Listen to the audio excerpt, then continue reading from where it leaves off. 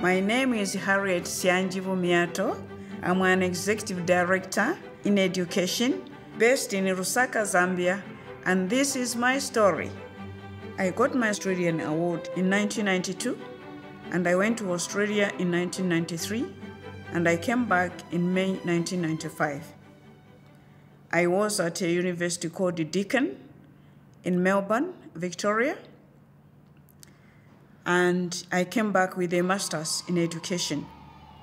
I wanted to be a teacher because I love children, and especially vulnerable children. I love them.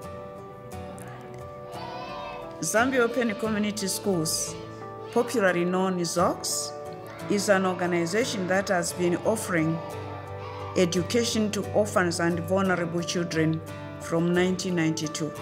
It was started by an Irish sister called Eileen McLaughlin, who saw the need working in one of the vulnerable communities of Lusaka because of the children that were seen walking streets, not going to school. Zambia has a population of about 14 million right now. But when you think of the fact that out of that number, more than 1.6 million are orphans and vulnerable children, and that number, most of them would not have an access to education at all. It is the more reason why organizations like ZOCS are providing education to those children.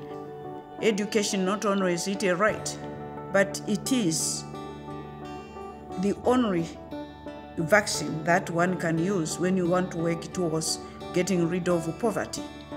We go into the community, support them to be able to advocate and claim the rights of children from duty bearers, in this case, the Ministry of Education.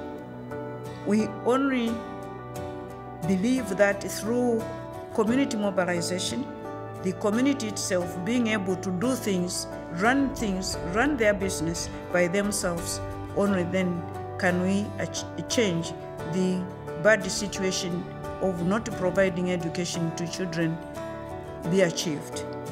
We also go into a community to build the capacity of those communities to do things differently.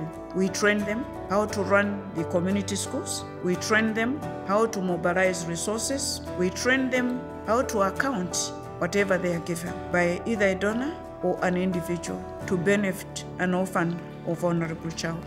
Today in Zambia, we have 3,000 community schools that are looking after in the provision of education for 600,000 orphans and vulnerable children countrywide.